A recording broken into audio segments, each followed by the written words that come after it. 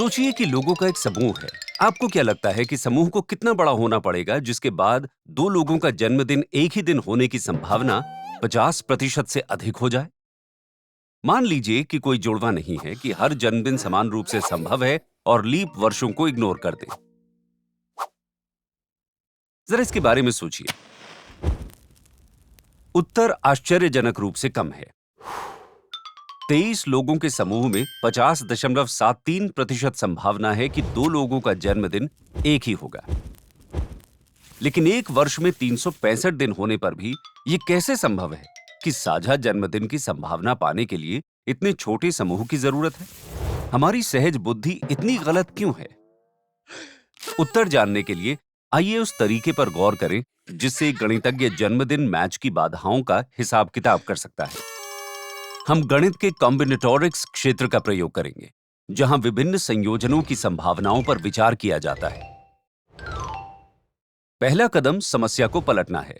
Match होने की संभावनाओं की सीधे गणना करना चुनौतीपूर्ण है, क्योंकि ऐसे कई तरीके हैं जिनसे आप किसी समूह में जन्मदिन का मैच प्राप्त कर सकते हैं। इसकी बजाय यह हिसाब करना आसान है कि हर एक का जन्मदिन अलग होने की कितनी संभावना है।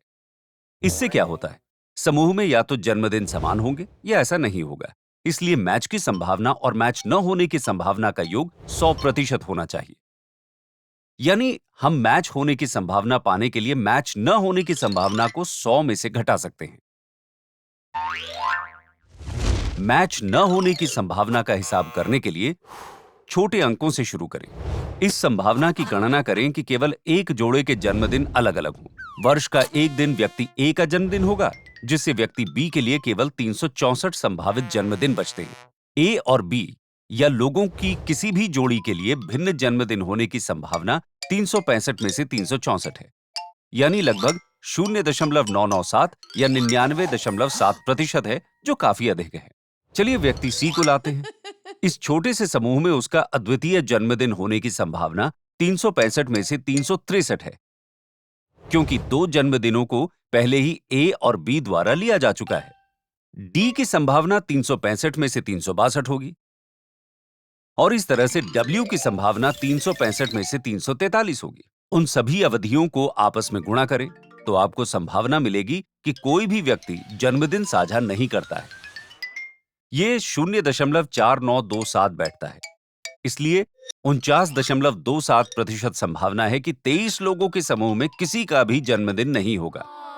जब हम इसे 100 से घटाते हैं तो हमें कम से कम एक जन्मदिन मैच का 50.73% मौका मिलता है, जो न होने की संभावना से बेहतर है।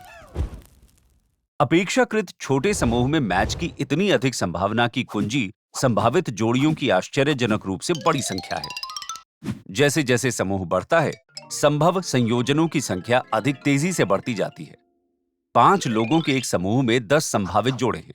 5 लोगों में से प्रत्येक को अन्य 4 में से किसी एक के साथ जोड़ा जा सकता है। उनमें से आधे संयोजन निरर्थक है, क्योंकि व्यक्ति ए को व्यक्ति बी के साथ जोड़ना बी को ए के साथ जोड़ने के समान है। इसलिए हम 2 से विभाजित करते हैं। इसी तर्क द्वारा 10 लोगों के समूह में 45 जोड़ियां और 23 के समूह में 253 जोड़ियां हैं। जोड़ियों की संख्या द्विघाती रूप से बढ़ती है, यानी वो समूह में लोगों की संख्या के वर्ग के अनुपात में होती है। दुर्भाग्य से हमारा दिमाग गैर रेखीय कार्यों को सहजता से समझने में बेहद खराब है। इसलिए पहली नजर में यह असंभव लगता है कि 23 लोग 253 संभावित जोड़े बना सकते हैं।